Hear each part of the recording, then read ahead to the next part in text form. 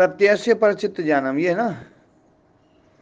जी जी तो स्वामी जी। प्रत्यय में संयम करने से, वृत्तियों में संयम करने से, मतलब जो प्रत्यय मतलब जो ज्ञानात्मक व्यापार है, तो उसमें संयम करने से दूसरी व्यक्ति के चित्त का ज्ञान योगी को हो जाता है। क्योंकि जब ज्ञान का, प्रत्यय का, वृत्तियों का जब संयम कर लिया है तो वृत्तियों को पकड़ने की क्षमता योगी में आ जाती है। और वो वृत्तियां अपनी तो पकड़ ही लेता है, दूसरे की वृत्तियों को भी पकड़ सकता है। दूसरे के चित्त का ज्ञान होना सिद्धि है, इसे योग दर्शनकार ने स्वीकार किया है, एक सिद्धि है। पर योग दर्शन में उल्लेखित सिद्धियां समाहित चित्त के लिए तो सिद्धियां हैं, मतलब समाहित चित्त के लिए तो व्याधि हैं। जो वित्थान चित्त हैं उनके लिए सिद्धियां हैं बस। तो योग का सबसे बड़ा बल, इस योग को सबसे बड़ा बल इसलिए बताया है क्योंकि योग के कारण अलग अलग प्रकार की सिद्धियां आ जाती हैं। नास्ति योग समम बलम, नास्ति सांख्य समम ज्ञानम, नास्ति योग समम बलम। मतलब सांख्य के समान कोई ज्ञान नहीं है और योग के समान कोई बल नहीं है। सांख्य योग सबसे श्रेष्ठ ज्ञान और सबसे श्रेष्ठ बल है। इसलिए उस समय जो है ना, वेदांत में जो है, वेदांत के सबसे प्रसिद्ध जो प्रतिद्वंदी हुआ करते थे वो सांख्य योग हुआ करते थे। और प्रतिद्वंदी में बस यही था कि इनका सत्कार्यवाद है, वो सत्कार्यवाद को नहीं मानता वो। ये एक बड़ा भेद है। अंततोगत्वा जो है ना, ये अव्यक्त में डाल देते हैं, वो है ही नहीं तो उसको खत्म कर देते हैं। तो घुमा फिरा करके बस एक ने नाक सीधी पकड़ ली, एक ने नाक जो ना घुमा करके हाथ पकड़ी है, बस इतनी बात है। बाकी तो और कोई ज़्यादा भेद भी नहीं है। और उसी में लड़ाई भिड़ाई चलती रहती है थोड़ी बहुत। हम्म। अब जो परचित्त ज्ञान है वो सालंबन नहीं है। यदि सालंबन हो परचित्त ज्ञान तो है ना, जो उसका जो ज्ञान है उस ज्ञान का जो आलंबन है उस आलंबन का भी साक्षात्कार होगा। लेकिन योगी उसके आलंबन के बारे में जो है ना ज़्यादा फोकस नहीं करता है और उसके आलंबन से में कोई ज़्यादा रुचि नहीं है। इसलिए जो है ना यहाँ पर ये स्पष्ट किया गया है कि वो जो परचित्त का जो ज्ञान है या वो साक्षात्करण है वो आलंबन सहित नहीं है, क्योंकि उसके विषयीभूत न होने के कारण से। अर्थात परचित्त के सिर्फ ज्ञान का बोध होता है, उसके आलंबन का बोध नहीं होगा। आलंबन उस योगी का विषय नहीं है, उसका विषय केवल उस परचित्त का जो प्रत्यय है वही विषय है। योगी का विषय केवल परचित्त है। योगी यह जानेगा कि वह व्यक्ति अभी रागी है, किंतु उसका राग किसके प्रति है यह वह नहीं जानेगा, क्योंकि वह उसका विषय नहीं है।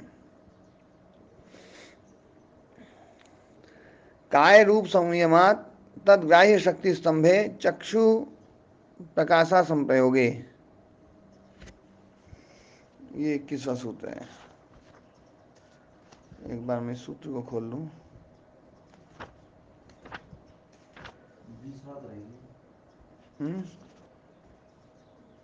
ये हो गया न, तत्सालंबनम तस्य विषयीभूतत्वात्, है ना। मतलब वो जो ना,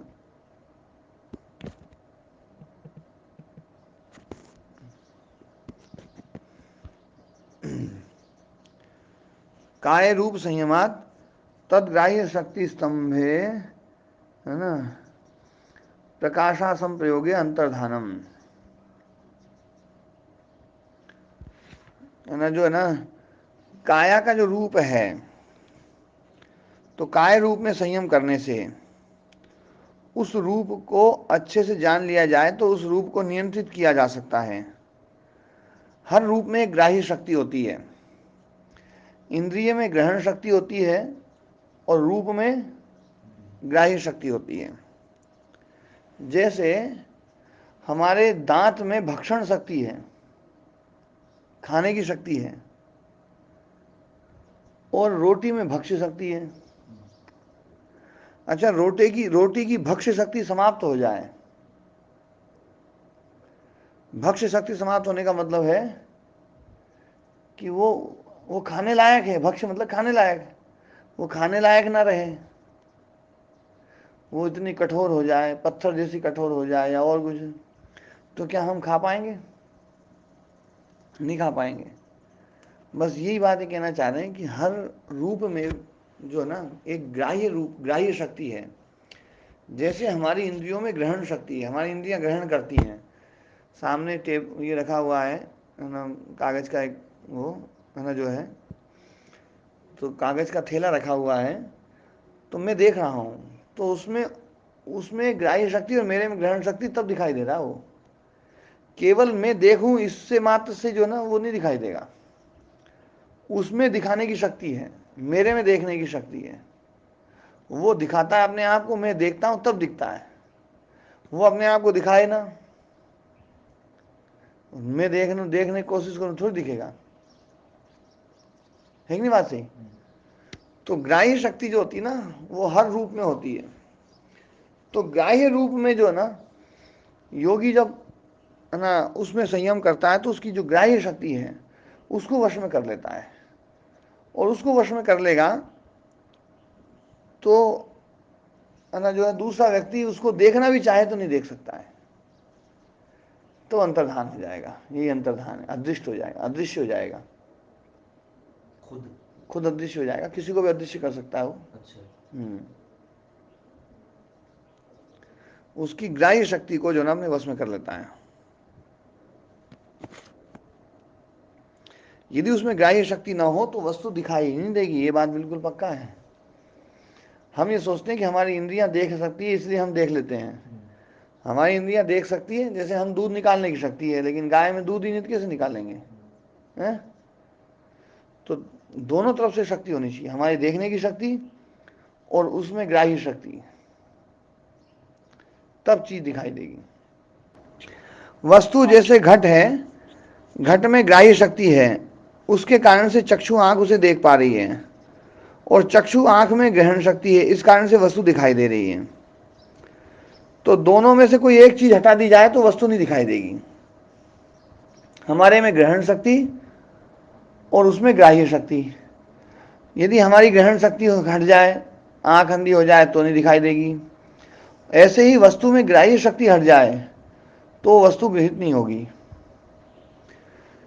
तो योगी जो है रूप में संयम करके और उस ग्राह्य शक्ति को वश में करके और उस ग्राह्य शक्ति को हटा देता है, तो जो है वस्तु अदृश्य हो जाती है। ये यहां पर कह रहे हैं, है ना, अंतर्धान हो जाएंगे। यदि घट वस्तु की ग्राह्य शक्ति को स्तंभित कर दिया जाए तो चक्षु होते हुए भी घट दिखाई नहीं देगा, ऐसा लगेगा जैसे घट गायब हो गया है। तो ये एक प्रकार की सिद्धि है, और ये सिद्धि भी जो ना तगड़ी सिद्धि है, पर इसमें रूप पे संयम करना पड़ेगा। तो ये है ना 21 सूत्र हो गए ना। अब अगली पीडीएफ फाइल। ओम प्रणाम स्वामी जी। हाँ, ओम प्रणाम जी। स्वामी जी, हाँ ये सूत्र हो जाए या जैसे थोड़ा सा मिले तो एक तो विषय आपने एक दो दिन पहले बोला था कि याद दिलाना, जी काल और रास्ते में संबंध का। फिर आप या तो इस सूत्र के बाद समय हो तो फिर बता दीजिए। हाँ, काल और मैं, रास्ते का संबंध आपने तो। हाँ वो विषय बड़ा अच्छा विषय था। तो एक मिनट बताता हूँ उसको।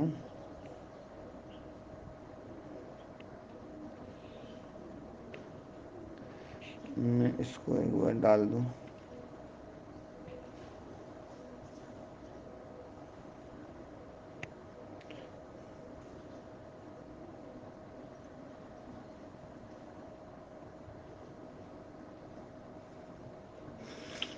मैंने, दयाराम जी जुड़े हुए हैं ना?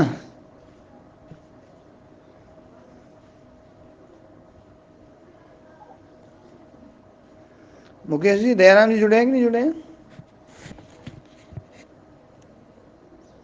एक मिनट स्वामी जी देखता हूँ। जुड़ रहे जी, जुड़ रहे जी। हाँ जी। मैंने पहले एक चर्चा करी थी, काल और अध्वन का संयोग, जैसे विद्या और विनय का संबंध, विद्या के साथ में विनय जुड़ी हुई है, विद्या ददाति विनयम, है ना। दीपक के साथ में प्रकाश जुड़ा हुआ है, अग्नि के साथ में प्रकाश जुड़ा हुआ है, जल के साथ में स्निग्धता जुड़ी हुई है ना, पृथ्वी के साथ में मूर्तता जुड़ी हुई है। तो ऐसे ही काल और अध्वन का बड़ा अच्छा संयोग है। पहले जो है ना, क्योंकि काल जो है ना, जब काल की चर्चा आती है, ये इंपॉर्टेंट बात बता रहा हूं, वो सूत्र जो है ना, धर्म लक्षण अवस्था परिणाम, उसमें जो ना अध्वन की चर्चा काफ़ी आई थी। अध्वन जो ना कि जो है लक्षण परिणाम जो ना तद्वान, मतलब तीन मार्ग वाला, तीन रास्ते वाला। तो वहाँ पर अध्वन शब्द का प्रयोग रास्ता नहीं करना चाहिए, वहाँ पर काल करना चाहिए, सरणी करना चाहिए। तो जब भी काल को लेकर के चर्चा आई है, तो काल क्या है? एक अमूर्त पदार्थ है। काल अमूर्त पदार्थ है, रास्ता मूर्त पदार्थ है। महाराज जी आप ध्यान सुन देखो, काल जो है ना अमूर्त पदार्थ है। अध्वन, अध्वा अध्वानो, अध्वान रूप चलता है ऐसे। अध्वन शब्द है, पुल्लिंग शब्द है। अध्वा मतलब मार्ग। तो मार्ग है ना, तो काल जो है ना, काल तो अमूर्त पदार्थ है और मार्ग मूर्त पदार्थ है। काल जो है वो ऐसे दिखाई नहीं देता है, रास्ता दिखाई देता है। काल में भी जो है ना, जो वर्तमान क्षण है वो तो वस्तुसत है, और जो अतीत और अनागत है वो तो है ना जो है एक बुद्धि निर्मित पदार्थ है।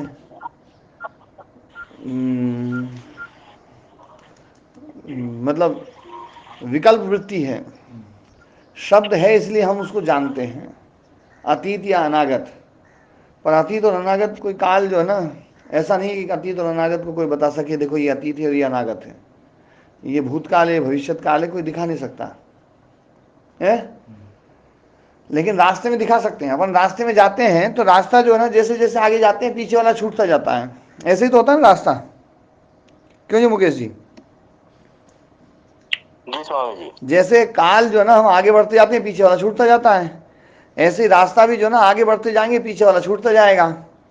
आप जिस जगह पर खड़े हो बस वो वर्तमान है, आप जिस जगह को बता रहे हो वो वर्तमान है, उससे आगे वाला अभी आप वो बता ही नहीं रहे हो, लेकिन है वो मौजूद है, और उससे पीछे वाला भी है वो भी मौजूद है। तो काल शब्द से व्याख्या करना बड़ा कठिन होता है, इसलिए वहां पर अध्वन शब्द का प्रयोग किया गया है। और काल और अध्वन जो है ना, बड़े समानार्थक होने के कारण से जो है ना, पाणिनि ऋषि ने एक सूत्र बनाया है, कालाध्वनो रत्तंत संयोगे, है ना। तो काल और अध्वन को वहां पर इकट्ठा लिया है, वहां पर विभक्ति का एक प्रयोग किया गया है।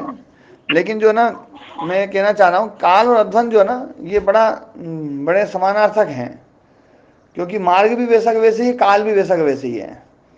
काल भी हम आगे बढ़ते जाते हैं पीछे वाला छोड़ते जाते हैं, अध्वन भी ऐसा ही है, रास्ता भी ऐसा ही है, हम आगे बढ़ते जाएंगे पीछे वाला छोड़ते जाएंगे।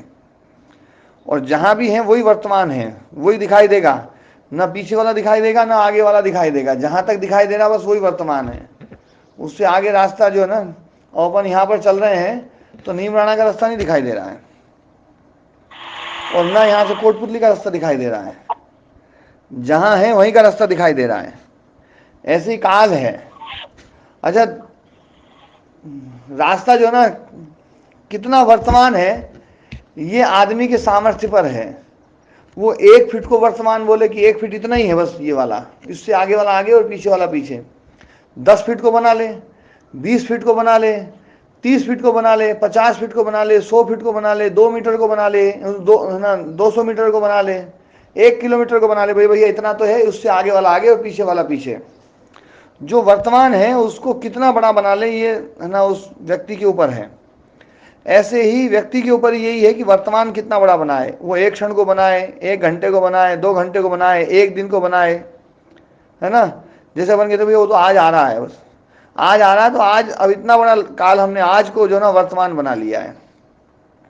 कई बार हम जो ना, वो तो इसी महीने आ रहा है, ये बोलते ही नहीं बोलते हैं। फौज में कोई हमारा मित्र है और वो गया हुआ है फौज में, बोले उसकी छुट्टी कब हो रही है, बोले बस इसी महीने आ रहा है ना। और कोई विदेश गया हो और कई सालों से नहीं आया हो, बोले भैया पिछले कई सालों से नहीं आया पर इस साल आ रहा है वो। तो हमने इस साल को वर्तमान बना दिया। वर्तमान की सीमा हम छोटी बड़ी कर सकते हैं।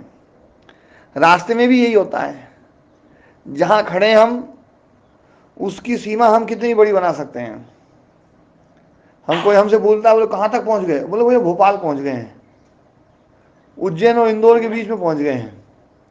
तो उज्जैन और इंदौर इतना लंबा रास्ते को जो है ना उसने जो है ना वर्तमान बना लिया। तो रास्ता और अध्वन जो है ना, ये एक जैसे होने के कारण से वहां पर जो लक्षण परिणाम में जो अध्वन शब्द का प्रयोग किया गया था,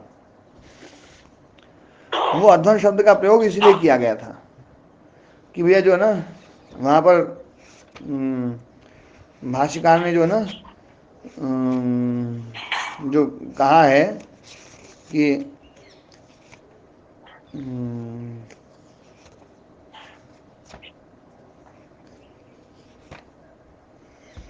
हाँ, लक्षण परिणामश्च निरोध लक्षणस्त्रिविधा त्रिभी अद्वभि युक्तः, त्रिभी अद्वभि युक्तः, 13वां सूत्र है देखो विभूति पाद का।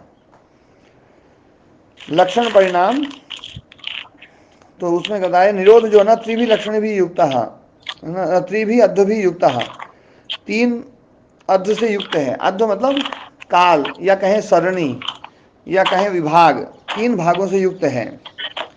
स खलु अनागत देवदूत जी का लक्षणम माइक खुल अध्वानम रहा है प्रथमम बोलते, हित्वा। माइक खुल रहा है देवदूत जी का, डिस्टर्ब हो रहा है बोलते। देवदत्त जी अपना माइक बंद कर लीजिए, सभी लोग माइक बंद करके रखा करें जी। तो स खलु अनागत लक्षणम अध्वानम प्रथमम हित्वा, अनागत लक्षण जो अभी आया नहीं है उस लक्षण रूपी वाले अध्वा को, उस सरणी को, उस काल को, प्रथमम उसको हित्वा छोड़ करके, धर्मत्वम अनतिकांतो वर्तमानम लक्षणम प्रतिपन्न यत्र अस्य स्वरूपेण अभिव्यक्ति ऐसो अस्य द्वितीय अध्वा, ये इनका द्वितीय अध्वा है। अनागत प्रथम अध्वा है, वर्तमान द्वितीय अध्वा है और अतीत तृतीय अध्वा है। तो ये जो जैसे रास्ते के भाग बना देते हैं कि उधर वाला रास्ता एक, जहाँ खड़े हैं वो दूसरा, और पीछे चला गया वो तीसरा। जैसे काल के हमने भेद बना दिए हैं कि अतीत, वर्तमान और अनागत, जो निकल गया है, जो चल रहा है और जो आने वाला है। तो ऐसे ही जो ना अध्वन शब्द का प्रयोग वहाँ इसलिए किया गया है। वो विद्या और विनय की बात चल रही थी, तो मैंने बताया था ना कि विद्या का संबंध विनय से है ना। विनय भरा गुरु ज्ञान हमें दो, मन ज्योतिर्मय कर दो, गुरु और ऐसा वर दो, आत्मशक्ति से ओत प्रोत विद्या और ज्ञान से भर दो। तो विद्या का संबंध विनय से है ना। काल का संबंध अध्व से है ना। ये बताई थी, इसलिए जो है ना उस समय दयाराम जी नहीं थे, इसलिए काल और अध्व के ऊपर चर्चा उस समय नहीं करी थी। आज है ना जो है ना ये चर्चा इसलिए करी क्योंकि ये अध्व शब्द का प्रयोग क्यों किया जाता है, ये आगे शास्त्र में आगे भी किया जाएगा, ऐसा नहीं कि अभी यहीं पर किया जा रहा है। तो आगे वाली वीडियो फाइल जो है 22 से लेकर 35 तक मैंने अभी आगे भेज दी है। सोपक्रमम निरूपक्रमम च कर्म तत्संयमात अपरांत ज्ञानम अरिष्टेभ्यो वा। तो जो है सोपक्रमम मतलब फल भोग का जो प्रारंभ हो चुका है, और निरूपक्रमम जिसका फल भोग प्रारंभ नहीं हुआ है। तो दोनों प्रकार के कर्म, उनमें संयम करने से अपरांत ज्ञानम है ना, मृत्यु का ज्ञान हो जाता है। अरिष्टेभ्यो वा, और अरिष्ट से भी मृत्यु का ज्ञान होता है। मतलब कर्म जो है ना, कर्माशय जो है ना, यदि वो हमें पता चल जाए तो कर्माशय से हमें ये पता चल जाएगा कि इस कर्माशय के द्वारा कितने कालखंड तक का जो है ना जीवन है और फिर मृत्यु कब आएगी। तो मृत्यु का बोध जो है ना वो हो जाता है। अपरांत मतलब आखिरी अंत, मतलब मृत्यु। तो अब यहाँ पर बताएं, 5 तत्वों में ग्राहक शक्ति एवं ग्राह्य शक्ति दोनों शक्ति होती हैं। शब्द, स्पर्श, रूप, रस, गंध में। और ग्राह्य शक्ति हर वस्तु में होती है जो पंच तत्व से बनी है। ग्राहक शक्ति या ग्रहण शक्ति इंद्रियों में होती है ना। ग्राहक शक्ति या ग्रहण शक्ति इंद्रियों में होती है। ग्राह्य शक्ति हर वस्तु में होती है जो पंच तत्व में बनी है। इंद्रियां स्थूल भाग भी पंच तत्वों, पंच तन्मात्राओं से बनी हैं। ये गलत लिख दिया जी। ये सुधार कर लेते हैं। हाँ जी, हाँ, ग्राहक शक्ति या ग्रहण शक्ति ये इंद्रियों में होती है और ग्राह्य शक्ति ये पंच महाभूतों में होती है ना। इसलिए उसको ग्राह्य और ग्रहण नाम ही दिया है। ग्राह्य मतलब पंच महाभूत और सूक्ष्म भूत, और ग्रहण इंद्रियां, और ग्रहिता चित्त। ग्रहिता ग्रहण ग्राह्येषु तत्स्थ तदंजनता समापत्ति, वो सूत्र है ना। तो उसमें है ना, जो है ना, 4 प्रकार की समाधि है। तो ग्राह्य में 2 प्रकार की समाधि है, वितर्क और विचार। स्थूल भूत और सूक्ष्म भूत ये दोनों ही ग्राह्य हैं। और ग्रहण है इंद्रियां। ग्रहण का साक्षात्कार जिसमें होता है वो आनंद रूप अस्मिता संप्रज्ञात समाधि, आनंद रूप संप्रज्ञात समाधि। और ग्रहिता का जिसमें बोध होता है वो है ना अस्मिता रूप संप्रज्ञात समाधि। तो अब बात चल रही है उपाकर्म अर्थात प्रारंभ। कर्म शब्द यहाँ कर्माशय के लिए प्रयुक्त हुआ है ना। कर्माशय 2 प्रकार का है, निरुपक्रमम कर्माशय, सोपक्रमम कर्माशय। निरुपक्रमम मतलब संचित कर्म जिसने अभी अपना फल देना प्रारंभ नहीं किया है। सोपक्रमम जिस कर्म ने अपना फल देना प्रारंभ कर दिया है। अपरांत ज्ञानम अंतिम ज्ञान अर्थात मृत्यु का ज्ञान हो जाएगा। अरिष्ट अर्थात मृत्यु के चिन्ह, संकेत। पूरा का पूरा चरक संहिता में अरिष्टाध्याय है कि क्या क्या अरिष्ट होंगे, मतलब क्या क्या संकेत होंगे जिससे आदमी को पता चलेगा कि भैया जो है ना ये मरने वाला है। ऐसे चिन्ह जिन चिन्हों से अंदाजा लगता है कि मृत्यु आने वाली है, अवश्यम भावी मृत्यु के चिन्ह। अरिष्ट के द्वारा भी मृत्यु का पता चल जाता है। ओम गुरु जी, हाँ जी, हमारे गांव के एक आदमी ने 6 महीने पहले बता दिया था कि मैं उस तिथि को इतने बजे मरूंगा, हाँ हाँ, और वो उसी टाइम पे मरा। अच्छा, इसका मतलब हाँ, विशेष शक्ति था जी। और बात करते करते मरा। जैसे व्यक्ति कर्म करने में स्वतंत्र है, तो जब स्वतंत्रता है तो ये फिर कैसे पता चल जाता है कि मेरी तभी मृत्यु होगी? नहीं तो आयु तो जो है ना, आयु तो भोग है ना हमारा। तो भोग है तो वो भोग जो है वो मिला है, उस भोग को इतनी जल्दी थोड़ी बदला जा सकता है। उसमें थोड़ा बहुत ही सुधार किया जा सकता है, यूं नहीं है कि आप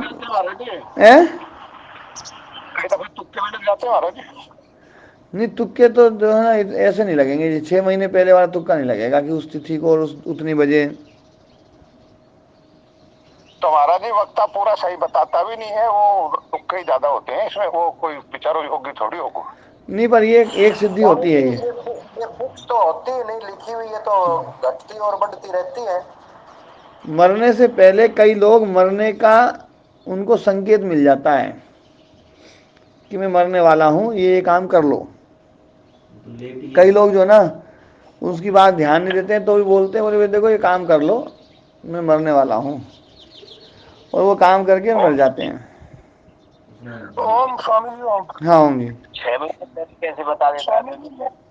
स्वामी जी, हाँ जी, मैं ये जानना चाहता हूँ कि जैसे ये भोग मिला हुआ है, मैं मतलब आदमी को कितना जिंदगी है, और अगर वो बीच में कोई बीमार हो जाता है, भयंकर बीमारी जैसे कैंसर वगैरह या कुछ इस तरह का, तो वो उससे कम अवस्था में मर जाता है, तो उसका जो बकाया भोग उस जिंदगी का है वो उसको कैसे पूरा किया जाता है?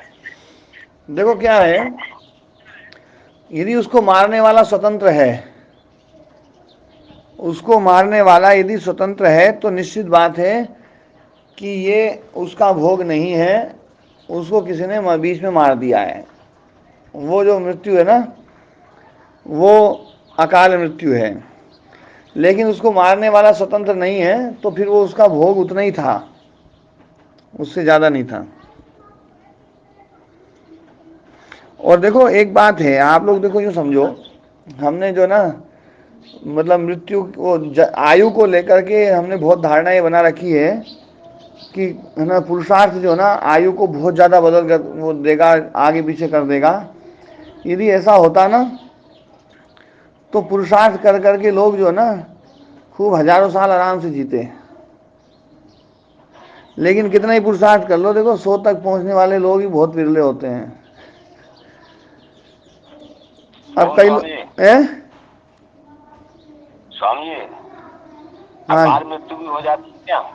हाँ, अकाल मृत्यु हो जाती है। उसमें जो ना कर्म करने वाला यदि स्वतंत्र है और उसने मृत्यु कर दी, मतलब उसने किसी को मार दिया, तो एक बात अलग है, वो उसकी मृत्यु थी नहीं, लेकिन दूसरे ने जो ना उसको मार दिया है, तो वो तो दंड फिर व्यवस्था ईश्वर वहां पर का लागू हो जाएगी, और वो उसको उसका है ना जो उसकी भरपाई है वो भरपाई भी होगी और उसको दंड मिलेगा। नहीं स्वामी जी, वो फिर ईश्वर का नियंत्रण कैसे है? नहीं, ईश्वर का नियंत्रण तो इस प्रकार है ना कि ईश्वर जो है एक व्यवस्था है, और ईश्वर कर्म करने में जिसको स्वतंत्र कर रखा है उसको थोड़ी पराधीन करेगा फिर से। जीवन भी तो एक व्यवस्था है स्वामी जी। हाँ, जीवन भी व्यवस्था और कर्म की स्वतंत्रता भी एक व्यवस्था है। आप स्वतंत्र हैं, आप स्वतंत्र हैं, और फिर आप कहें बोले मैं तो ये काम करूंगा, बोले नहीं ये मत करो, तो फिर काहे के स्वतंत्र हुए? नहीं, जीवन मान लीजिए 100 साल का जीवन है, वो 50 साल में समाप्त हो जाए, तो ये नियंत्रणता थोड़ी हुई? नहीं, कर्म में स्वतंत्रता है तभी तो नियंत्रणता हुई आपकी। कर्म पर नियंत्रणता है, इसलिए आपने 50 साल में खत्म कर लिया उसको। तो फिर अकाल मृत्यु नहीं हुई? है? फिर अकाल मृत्यु क्या है? जब उसने 50 साल में कार्य को संपन्न कर दिया, तो फिर अकाल मृत्यु कैसे हुई? नहीं, अकाल मृत्यु दूसरे के द्वारा मारा गया, मैं तब बोल रहा हूं इस बात को, दूसरे के द्वारा जो मारा गया ना वो अकाल मृत्यु है। कि मेरी तो आयु है, और ये आतंकवादी आ जाए, बम विस्फोट कर दें या गोली से मार दें और मैं मर जाऊं, तो उसमें मारने वाला तो स्वतंत्र है ना। नहीं, मारने वाला तो स्वतंत्र है, लेकिन जो नियंत्रण करता है वो गोली को इधर उधर नहीं कर सकता ना। तो उसकी स्वतंत्रता भंग होगी ना मारने वाले की। फिर तो स्वतंत्रता भंग हो जाएगी। हाँ, फिर वो उसकी स्वतंत्रता खत्म होगी। फिर ये कर्म योनि नहीं रहेगी, क्षतिपूर्ति करेगा। फिर ये कर्म योनि नहीं रहेगी, भोग योनि हो जाएगी। हाँ, कुछ भी ना बचे फिर तो मशीन हो जाएगी।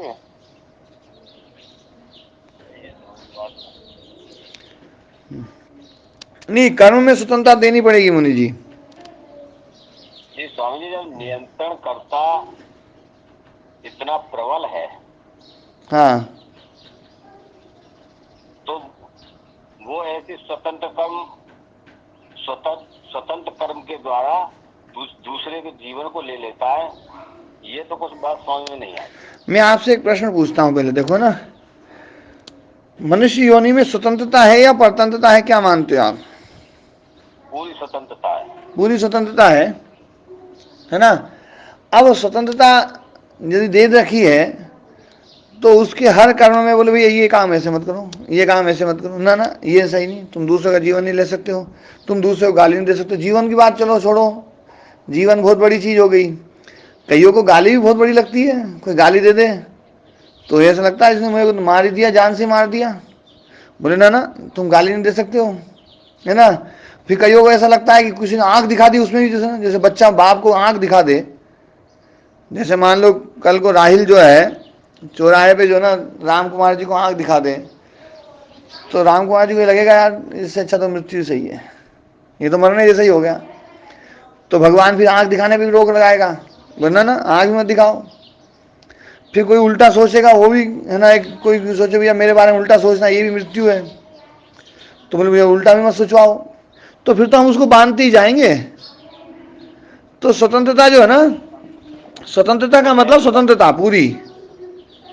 कुछ ऐसी घटनाएं सामने आती हैं कि एक बार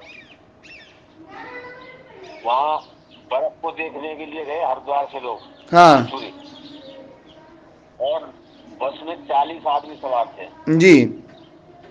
पल्ली तरफ से आने में वो खाई में फंस गई और उसमें 40 आदमी समाप्त हो गए, केवल एक 4 साल की बच्ची बची। वो कैसे बच गई? देखो वो जो बची है ना, वो तो वहां पर तो एक मतलब जो है ना प्रबल भाग्य काम कर रहा है, वहां पर प्रबल भाग्य काम कर रहा है। और वहां पर मतलब वो ड्राइवर ने बस जानबूझ के थोड़ी गिराई है। हम उसको ये माने भैया कि उसने स्वतंत्रता पूर्वक गिरा दी है। कई घटनाएं ऐसी हो जाती हैं, आदमी चल रहा है बस वो है ना एकदम से रोड धंस गया, और रोड धंस गया तो धंस गया, उसमें जितने लोग हैं वो मरेंगे, उसमें कुछ बच भी जाएंगे, जो मरेंगे जिनकी आ रही है वो मर जाएंगे, जिनकी नहीं आ रही वो बच जाएंगे। ड्राइवर को पाप भी नहीं लगेगा महाराज उसमें? हाँ उसमें ड्राइवर, यदि ड्राइवर स्वतंत्र था तो पाप का भागी बनेगा। जहां वो स्वतंत्र ही नहीं है वहां पाप का भागी कैसे बनेगा? उसमें जो नियंत्रण करता है। नहीं वो तो देखो क्या है, वो तो मैं एक बात आपसे पूछ रहा हूं कि कोई आतंकवादी आए और उस बच्ची को जो ना बंदूक से उड़ाना चाहे तो क्या वो बच्ची बच जाएगी या नहीं बचेगी? कई बार ऐसा होता है स्वामी जी, राइफल की गोलियां भी मिस हो जाती हैं। अरे मतलब जो ना वो कनपट्टी में लगा के मारे। मिस का मतलब मिस नहीं मतलब जो है ना, देखो कुछ संयोग ऐसे बन जाते हैं, लेकिन ये संयोग हर जगह नहीं बन सकते हैं। आप तो फिर ये कह रहे हो या कि वो प्रहलाद जो है ना वो आग में उसको लगाया था उसमें, तो वहां से भी बच गया हो। जो प्रकृष्ट सत्य है वो उसने पूरी स्वतंत्रता, जो स्वतंत्रता है ना उस स्वतंत्रता में विघात नहीं करेगा। हाँ बाद में फल देगा। उस टायर को दबाने की स्वतंत्रता है, गोली चले न चले ये उसकी स्वतंत्रता थोड़ी है। नहीं गोली तो चलेगी, चाकू मारा है तो चाकू तो चलेगा। अब आप यूं कहो उसने चाकू मारा, चाकू ही खत्म हो गया, तो ये तो फिर वो मतलब जो ना एक बड़ी अव्यवहारिक चीज आ जाएगी मुनि जी। कौन स्वामी जी? हाँ जी हूँ। ये मोनी जी जो प्रश्न कर रहे हैं तो वो तो मेरा प्रश्न ही था, पहले आपसे पूछा भी था। यही तो है कर्मों की स्वतंत्रता वाला, जो कि महर्षि दयानंद जी को जो जहर देने वाला था, या तो फिर भगवान ही उसकी बुद्धि पलट देता हाँ कि जहर नहीं दे। तो वही तो है कि वो जो ईश्वर वहां जाके रोकने लगाएगा, वो तो कर्म की स्वतंत्रता आप जो भरपाई की होगी, फिर वो आगे व्यवस्था ने जैसे की होगी। महर्षि दयानंद जी का तो जो काम था वो कर ही रहे थे वो। हाँ। अच्छा एक बात बताओ मुनि जी, बड़ा उदाहरण मुनि जी एक बात बताओ, है गोली जो ना राइफल से चल दी उसको रोकना कठिन है, या जो उंगली जो थोड़ी दवाई है उस दवाई हुई उंगली को रोकना कठिन है? उसको रोकना सरल है। कौन से काम सरल है, कौन सा कठिन है? उंगली को रोकना कठिन नहीं है, गोली को रोकना कठिन है। गोली को रोकना कठिन है ना, तो भगवान तो गोली को क्यों रोके, फिर तो उंगली पे रोक दे। उंगली चले नहीं, वहीं पर थोड़ा सा जाम कर दे। कई बार उंगली एकदम से ना जाम हो जाती, कड़क हो जाती है, वहीं पर कड़क हो जाए। और उंगली से भी, उंगली को रोकना भी इतना कठिन नहीं है जितना जितना इतना सरल नहीं है जितना सरल जो है दिमाग को रोकना सरल है। वो विचार ही बंद कर दे, बोले चलो यार इस बच्चे को क्यों मारो, यार चलो इस आदमी को क्यों मारो, छोड़ो ना यार। जड़ भरत की कथा, ये स्वामी जी जड़ भरत की कथा नहीं अभी तो अपन जो चर्चा चल रही है ना मुनि जी, देखो अपन जो कथाओं से या किसी उदाहरण से लेकर के समझेंगे ना चीज को, तो दोनों प्रकार के उदाहरण हैं, और दोनों प्रकार के उदाहरणों में है ना स्वतंत्रता वाले उदाहरण ज्यादा हैं। कोई मतलब कोई बच्ची बच गई, या कोई आदमी जो ना किसी गोली मिस हो गई, एक अलग बात है कि बम विस्फोट में हुआ, और बम विस्फोट मतलब कनपट्टी पे रख के गोली को चलाया है, तो उसमें से 100 में से कोई एक बच गया कि भैया बंदूक नहीं चली। ये उदाहरण बहुत कम मिलेंगे, तो अपन तो इन उदाहरणों में फंस जाएंगे, और उदाहरणों पे चर्चा करते रहो पूरा जीवन है ना, न जाने कितने उदाहरण मिलेंगे। अपन तो एक सिद्धांत की बात करते हैं कि सिद्धांत की बात यह है कि मनुष्य स्वतंत्र है या नहीं है, अपन ये बात पे चर्चा करें। स्वतंत्र है तो परमात्मा उसमें नहीं रोकेगा, परमात्मा कर्म में नहीं रोकेगा फिर, और कर्म में नहीं रोकेगा। यदि वो कर्म कर रहा है तो वो कुछ भी, कितना भी भयंकर कर्म कर सकता है, उसका उसको फल मिलेगा। कितना नरसंहार कर देते हैं, कितने लोगों को मार देते हैं, वो परमाणु बम छोड़ा, कितने लाखों लोग मरे, है ना। ऐसा नहीं कि वहां नहीं बचे होंगे, बचे भी होंगे लोग, लेकिन जो मरे हैं, क्या सभी की मृत्यु आ रही थी क्या? ये तो फिर तो जो बचने का मतलब जिसका काल था वो समाप्त हो गया। तो फिर यदि ऐसा मान ले अपन कि जिसका जिसका काल था वो मर गए, और जिसका काल समाप्त नहीं था वो बच गए, तो जिसने बम फेंका वो तो निर्दोष हो गया। वो तो ये कह देगा भाई उनका काल था, उनको मैं नहीं मारता तो कोई और मारता। उसको तो इनाम मिलना चाहिए, उसको इनाम मिलना चाहिए। भगवान कहेगा यार क्या गजब काम किया यार तूने, इतने लोगों को मेरे को मारना पड़ता, तूने कर दिया सही काम। तो नियंत्रणता का क्या रोल है? नियंत्रणता का रोल ये है कि कर्म का जो फल है ना, वो फल पे नियंत्रण, फल वाली जो व्यवस्था है ना, फल पे पूरा नियंत्रण उसी का है। और जहां कर्म की स्वतंत्रता है वहां कर्म पे नियंत्रण वो नहीं करता है।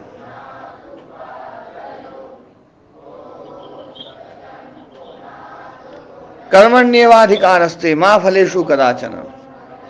कर्म पे अर्जुन तेरा अधिकार है, फल पे बिल्कुल नहीं है, फल पे उस व्यवस्थापक का है। यही तो होता है स्वामी। हाँ, तो जो होता नहीं उसको मान जाता, मान बैठता है व्यक्ति, तो ये भूल है उसकी। हाँ, तो कर्म पे अपना अपना अधिकार है, कर्म पे भगवान का नहीं है।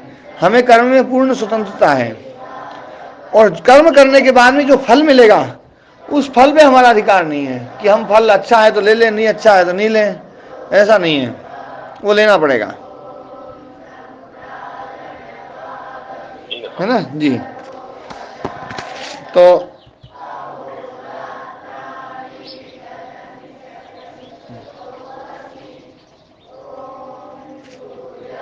अब चर्चा चल रही थी, अरिष्ट के द्वारा भी मृत्यु का पता चल जाता है ना। अब कक्ष शब्द घास के ढेर के लिए भी आता है, क्योंकि पहले कक्ष बनता ही घास से था। झोपड़ी बनती थी, कक्ष मतलब कमरा बनता था, घास फूस से बना लेते थे अपना आराम से, है ना। तो कक्ष शब्द घास के ढेर के लिए। अरिष्ट 3 प्रकार का है। मृत्यु के संकेत जो है ना, मन आदि इंद्रियों में अरिष्ट चिन्ह जो है ना वो आध्यात्मिक, जैसे कानों का घोष बंद होना, ज्योति नेत्र बंद करने पर बंद, जो है ना, नेत्र बंद करने पर ज्योति बंद हो जाती है। अभी हम नेत्र बंद करते हैं तो अंदर भीतर एक ना प्रकाश सा दिखता है, वो प्रकाश दिखना बिल्कुल बंद हो जाता है। शरीर आदि में अरिष्ट चिन्ह वो आदि भौतिक है, पितरों का दिखाई देना। बाहर आदि में अरिष्ट चिन्ह जैसे सिद्धों का अकस्मात दिखना या उल्टी चीजें दिखने लगती है ना, ये जो है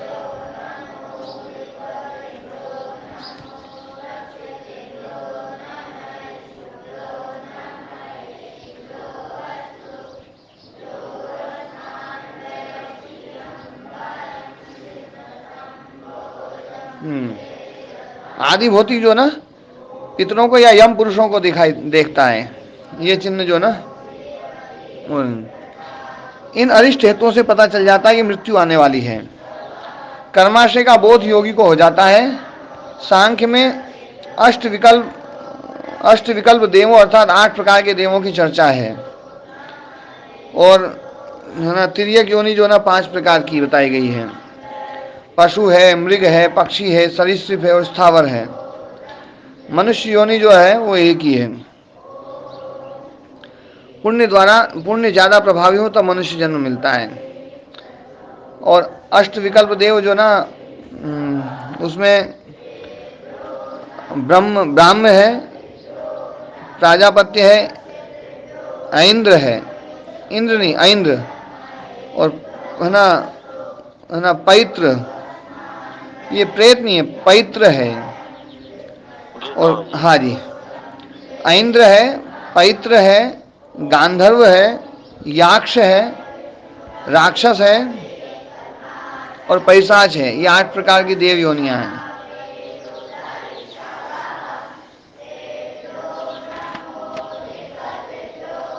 है ना। तो ये 22वां सूत्र हो गया। हाँ, समय भी हो गया, आज इतना ही करते हैं ना। ओम नमस्ते, सभी को नमस्ते, सभी